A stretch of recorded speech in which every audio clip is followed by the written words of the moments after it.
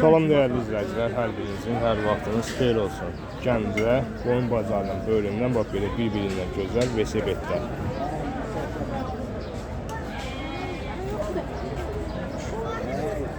Burada hər qiymətə velosipedlər var. Birinci əldə var, ikinci əldə var. Zapçasları var, velosipedlərin təmiri, satışı, ehtiyat hissələri.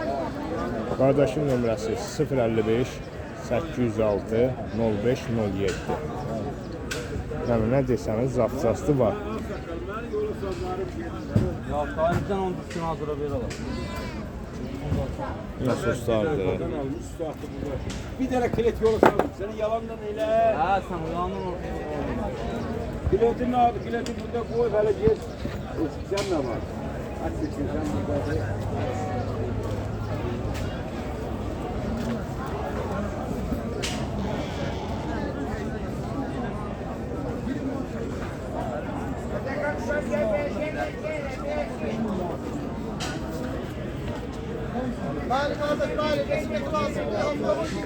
Ne atarsan qoydun?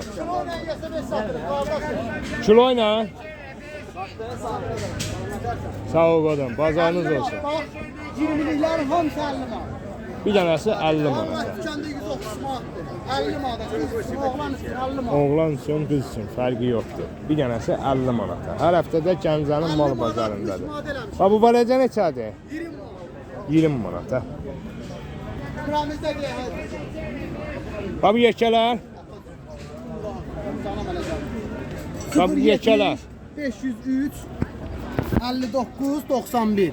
070 500 59 91. Gəncə şəhəri 27 15-in kurubu.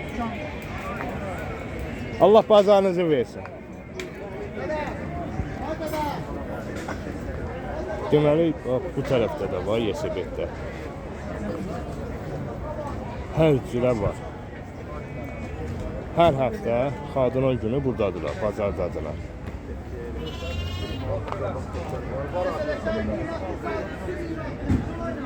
Hər həftə buradadılar.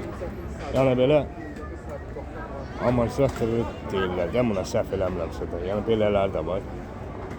Motosiklet təkəri kimi olanlar. Bu bazarda nə desəniz var. Nə ürəyiniz istəyirsə də var bu bazarda. Velosipedlərdir, cürəbə-cürəbə.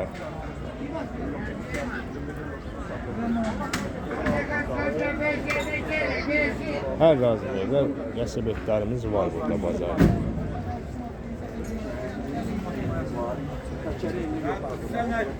Bazar olsun qadına.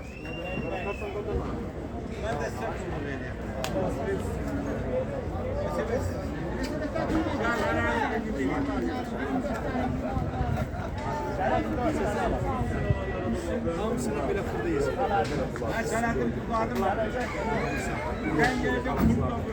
Sizlərdən də xahişimiz olsun ki, bəyənəsiniz, videolarımız daha çox videolarımız gəlsin qabağınıza.